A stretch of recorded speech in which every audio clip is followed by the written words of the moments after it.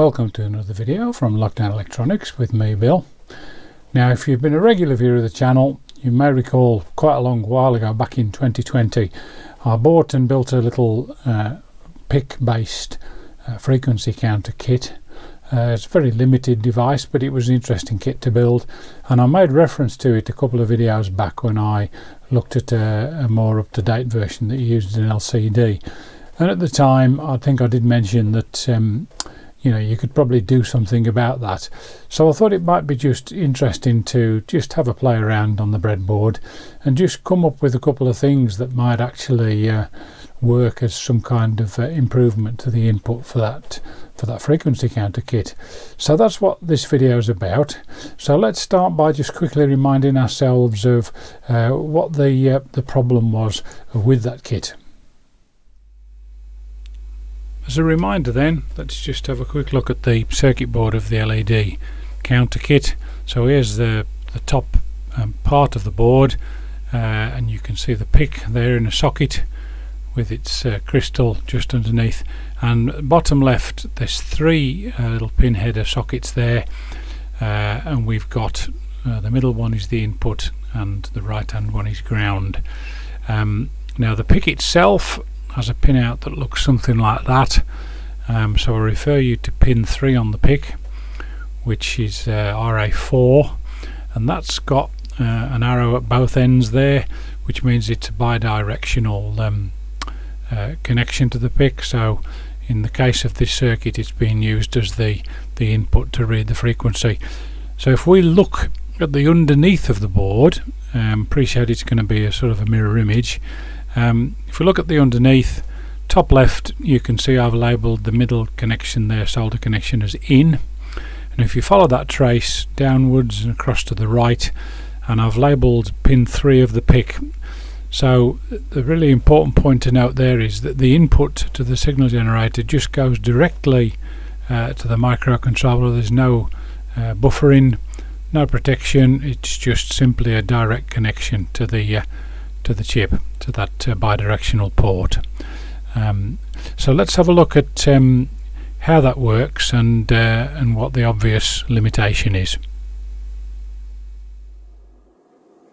Okay, here we are with the signal generator on the bench. Don't worry too much about the bits and pieces on the breadboard, they're not in circuit at the minute. I've got an input from the signal generator coming in via the orange input wire here. It's about 45 kilohertz, something like that, and I've got the yellow trace of the scope. Let's have a look at the scope trace. So the yellow trace is also attached to the input. So you can see I've got measurements set up, and what I'm now going to do is I'm now going to back off the signal strength. Now I'm going to quote figures that are on the signal generator because that's easier for me to read, but you'll be able to see the amplitude change on the scope as well. So currently I'm at 6.3 volts, and as you can see I'm getting a sensible reading, so the frequency counter is reading that. So now I'm going to back off, so that's 6.2, 6.1, and at 6.1 indicated volts on the signal generator, I'm now getting a nonsensical reading. So if I go back up to 6.2, we start to get something approaching sensible, and at 6.3 we're actually getting what you'd expect to go up to 6.4, just to prove that here. So it's about 6.3 volts is its indicated on the signal generator, is its sort of minimum threshold. But if I now go down to, let's go down to 1 volt peak to peak, that's 1 volt peak to peak indicated, and you can see the signal generator is taking no notice at all. Right, let's now have a look at my first idea to try and cure that problem. So one potential way to condition the input signal is to put it through some kind of Schmitt trigger circuit. The obvious one would be part of a CMOS chip. This is a symbol for a Schmitt trigger inverter, a NOT gate if you like, where when the input is high, output will be low, and vice versa. Now you can get these on a CMOS chip. 40103 is a 6 pack if you like. It contains 6 of these. I don't actually have a 40103 to hand at the moment, but what I do have is a 4093, which is a CMOS quad NAND gate, and the NAND gates are Schmidt trigger as well. So if I tie together the two inputs of a NAND gate, that effectively gives me a NOT gate, an inverter. So that's what I'm going to do. I'm just going to use one of the gates. And for the logic chip police out there, if you're really observant, you'll notice that I've not done anything with the inputs of the other 3 gates, which I do realise is a sin against the world of logic, but I just fancied living dangerously this morning. Ordinarily you would tie those inputs, well, I'd probably tie them high actually, which means the output would just stay low, but it is good practice normally to make sure the inputs aren't floating about. It reduces noise, but for the purpose of this little demonstration, it doesn't really matter. So let's go and have a look at that on the bench. Here we are back again then. This time I've got the signal generator input going to the tied together inputs of the NAND gate on the CMOS chip, and the output of that gate fed straight to the signal generator. So now what you're seeing is the yellow line is the input and the green line is the output from the NAND gate. So I've got the green line set to DC coupling.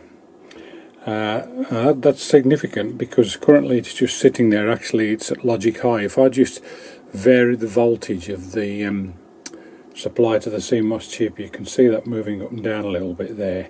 The reason it's high is because the input is currently low. It's not registering anything at with that 1.5 volts peak to peak.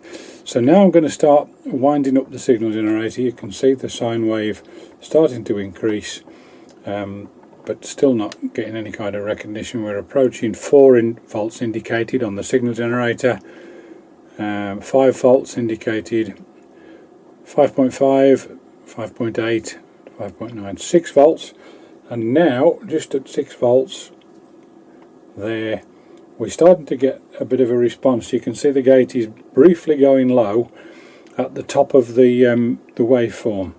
So we've got a slight improvement of 0.3 volts. In fact, if we go up to that 6.3, which it was triggering at before, you can see yes, we're getting a sensible response. And at 6 volts there, 6.1 volts there, yeah, the generator is producing a meaningful reading, but clearly this isn't quite what we want. So let's try another method and see if we can improve on that. Okay, so another solution is to use some kind of buffer amplifier.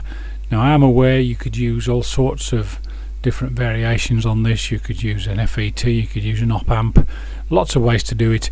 For simplicity's sake and for just playing about this on the breadboard, I've gone for a very straightforward single transistor amplifier. I'm just using a 2N2222 transistor there. It's a general purpose NPN transistor. So input is on the left through the 4.47 microfarad capacitor, and output is taken on the collector of the transistor. Just to be aware that that configuration where I'm taking the output off the collector does mean that the output will be 180 degrees out of phase with the input, but for what I'm doing this doesn't matter. The signal generator won't care, sorry, the frequency counter won't care if it's out of phase. It'll just read whatever comes off the transistor. So it's a very straightforward circuit. I've not bothered to take a picture of the breadboard for that. I'm sure you can manage to work out how that might fit together on the breadboard. So let's go and have a look at that on the bench.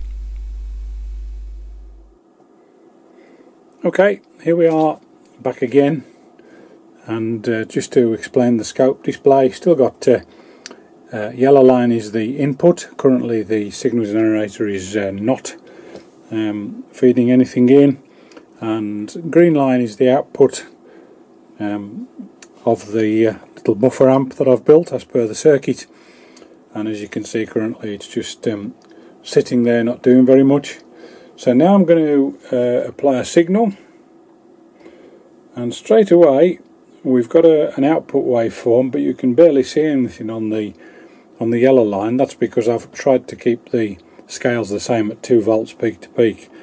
So as I now come up to 0.2 volts peak to peak indicated on the signal generator, as you can see the frequency counter's already starting to make sense of the input at 45 kilohertz there. So this is clearly the answer, and if we go up to 1.2, well actually let's go to 1.5 volts input. You can start to actually see the shape of the waveform on the yellow line, and clearly the output from the little buffer amp is doing the job rather nicely. It's just swinging the voltage between the supply rail, which is about got it set to about 5.5, 6 volts, something like that, which is sufficient to trigger the signal generator. And if I keep on winding up, let's go up to 6.3, which was the trigger voltage before. So that's 6.3 indicated, and distortion I think now has finally got hold of the buffer amp. So let's wind it back down, see when we get to a sort of sensible measure, which is about there, which is 5.4 volts peak to peak. So it'd be relatively easy to limit the incoming signal with maybe a couple of diodes sort of back to back to ground, which would hopefully cut down the input signal sufficiently. But you can see that actually a very straightforward circuit is managing to deliver the results that we want. So there we go. Right, well there you've got a couple of potential solutions. One sort of improved it a bit, one improved it dramatically. There are lots of other solutions as well. I'm not suggesting that my second circuit I used here is the answer. There are plenty of other ways you could do it. You could do it using an op amp, you could do it using an FET. There's lots of ways to do it, but really this was about just having to play around on the bench with some electronics, just to see if we could improve that Chip and Cheerful PIC based frequency counter, which I think we were able to show we could do if we wanted to. And I think there's another important thing here for me is that I'm just a hobbyist who likes to tat around with electronics, and I often say this, and this little video actually is a really good example of I just enjoyed playing around on the bench and learning and trying a few things out, and I'd encourage you to have a go at that, because this hands-on stuff is the kind of things that will sort of inspire you to perhaps get involved and learn a bit more, and sometimes these things are going to work, sometimes they're not, but you just have to pick up the pieces and carry on. So yeah, why not have a go, get involved, do a few practical things, get yourself a breadboard and a few bits of kit. It doesn't have to cost lots and lots of money these days. I hope you've enjoyed the video. Thanks very much for watching, and look forward to seeing you on the next one.